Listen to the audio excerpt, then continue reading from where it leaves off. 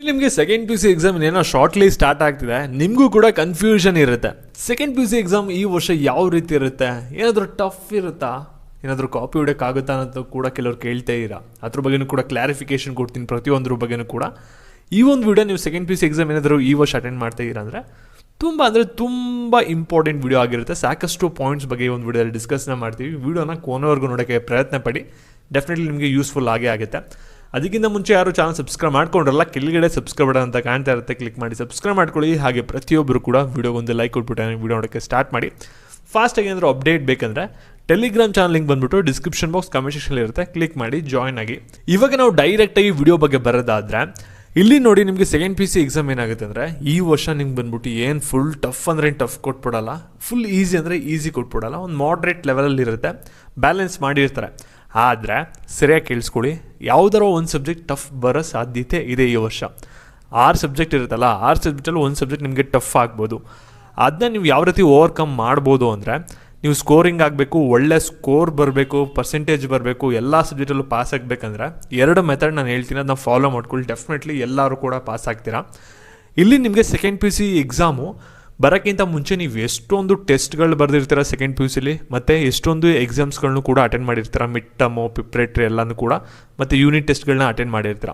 ಅಲ್ಲಿ ನಿಮ್ಗೆ ಏನಾಗ್ತಾ ಇರುತ್ತೆ ಅಂದರೆ, ಇಲ್ಲಿ 6 ಸಬ್ಜೆಕ್ಟ್ ಬರೀತೀರ, 6 ಸಬ್ಜೆಕ್ಟಲ್ಲಿ ಒಂದು 5 ಸಬ್ಜೆಕ್ಟಲ್ಲಿ ಸಖತ್ತಾಗಿ ಬರ್ತಾ ಇರುತ್ತೆ ಮಾರ್ಕ್ಸು. ಆದರೆ ಒಂದು ಸಬ್ಜೆಕ್ಟಲ್ಲಿ ಮಾತ್ರ ಏನೇ ಮಾಡಿದ್ರೂ ಕೂಡ ಪ್ರತಿಯೊಂದು ಟೆಸ್ಟಲ್ಲಿ, ಎಕ್ಸಾಮ್ಸಲ್ಲಿ ಕಮ್ಮಿ ಮಾರ್ಕ್ಸ್ ಬರ್ತಾನೆ ಇರುತ್ತೆ. ಫಸ್ಟು ನಿಮಗೆ ಪರ್ಸೆಂಟೇಜ್ ಚೆನ್ನಾಗಿ ಬರಬೇಕಂದ್ರೆ ಎಲ್ಲಿ ಹೋಗ್ತಾ ಇದೆಯಲ್ಲ ಒಂದು ಸಬ್ಜೆಕ್ಟಲ್ಲಿ ಮಾರ್ಕ್ಸು, ಅದಕ್ಕೆ ಜಾಸ್ತಿ ಫೋಕಸ್ ಕೊಡಿ, ಅಲ್ಲಿ ನಿಮಗೆ ಸ್ಕೋರ್ ಪಿಕಪ್ ಆಗುತ್ತೆ. ನೀವೇನಾದರೂ ಕೆಲವ್ರು ಫೇಲ್ ಆಗ್ತಾ ಇದ್ದೀರಾ ಯಾವುದಾದ್ರು 1-2 ಸಬ್ಜೆಕ್ಟಲ್ಲಿ, ಟೆಸ್ಟ್ಗಳಲ್ಲಿ, ಎಕ್ಸಾಮ್ಗಳಲ್ಲಿ ಅಂದರೆ ಫಸ್ಟು ಅದನ್ನ ಕಾನ್ಸಂಟ್ರೇಟ್ ಕೊಡಿ.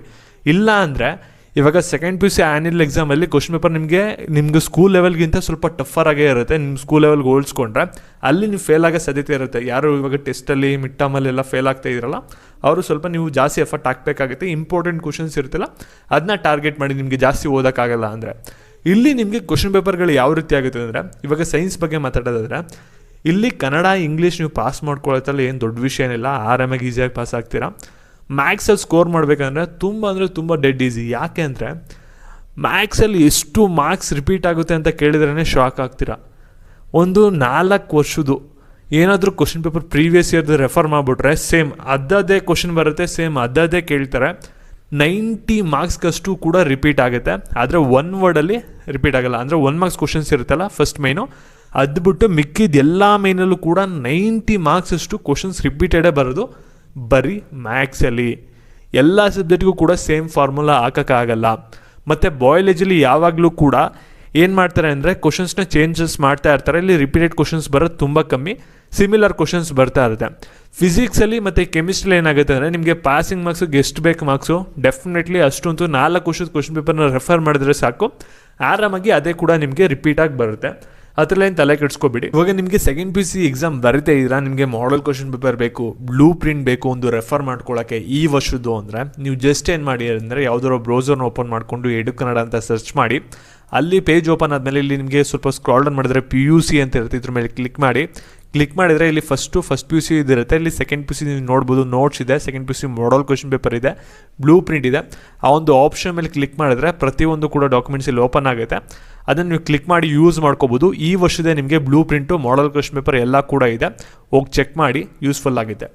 ಇಲ್ಲಿ ನೋಡಿ, ನಿಮಗೆ ಕ್ವಶನ್ ಪೇಪರ್ ಯಾವ ರೀತಿ ಇರುತ್ತೆ ಅಂದರೆ, ಇಲ್ಲಿ ಒಂದು ರಿಮೆಂಬರ್ ಅಂತ ಇರುತ್ತೆ, ಅಂದರೆ ಇದು ಈಸಿ ಕ್ವಶನ್ಸ್ ಬರುತ್ತೆ ಇದರಲ್ಲಿ. ನೆಕ್ಸ್ಟು ಅಂಡರ್ಸ್ಟ್ಯಾಂಡಲ್ಲಿ ಬಂದ್ಬಿಟ್ಟು ಸ್ವಲ್ಪ ಮಾಡ್ರೇಟ್ ಆಗಿರುತ್ತೆ. ಅಪ್ಲಿಕೇಶನ್ಸ್ ಅಂದರೆ ಕ್ವಶನ್ಸಲ್ಲಿ ನಿಮ್ಗೆ ಏನಾಗುತ್ತೆ ಅಂದರೆ, ಈ ಕ್ವಶನ್ಸ್ ಬಂದ್ಬಿಟ್ಟು ನೀವು ಜಾಸ್ತಿ ಪ್ರಾಕ್ಟೀಸ್ ಮಾಡಬೇಕು.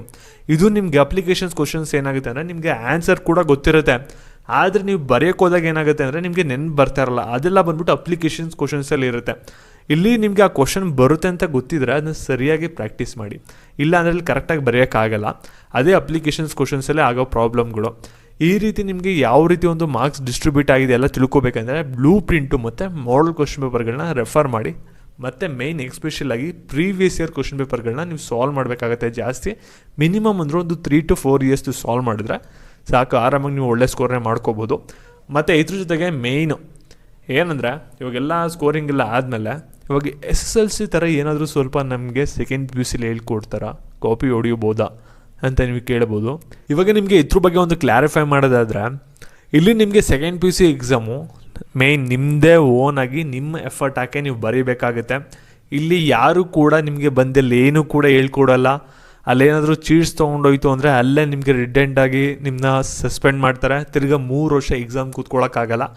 ಅದಕ್ಕೋಸ್ಕರ ನಿಮ್ಮ ಎಫರ್ಟ್ ನೀವು ಹಾಕಿ ಎಕ್ಸಾಮ್ನ ಚೆನ್ನಾಗಿ ಮಾಡಿ. ಈ ರೀತಿ ನಿಮಗೆ ಕಂಟಿನ್ಯೂಸ್ ಆಗಿ PUC ಅಪ್ಡೇಟ್ಸ್ ಬೇಗನೆ ಚಾನಲ್ ಸಬ್ಸ್ಕ್ರೈಬ್ ಮಾಡ್ಕೊಳ್ಳಿ. ಹಾಗೆ ವಿಡಿಯೋ ಒಂದು ಲೈಕ್ ಕೊಟ್ಬಿಟ್ಟು ಎಲ್ಲರಿಗೂ ಕೂಡ ಶೇರ್ ಮಾಡಿ. Thank you.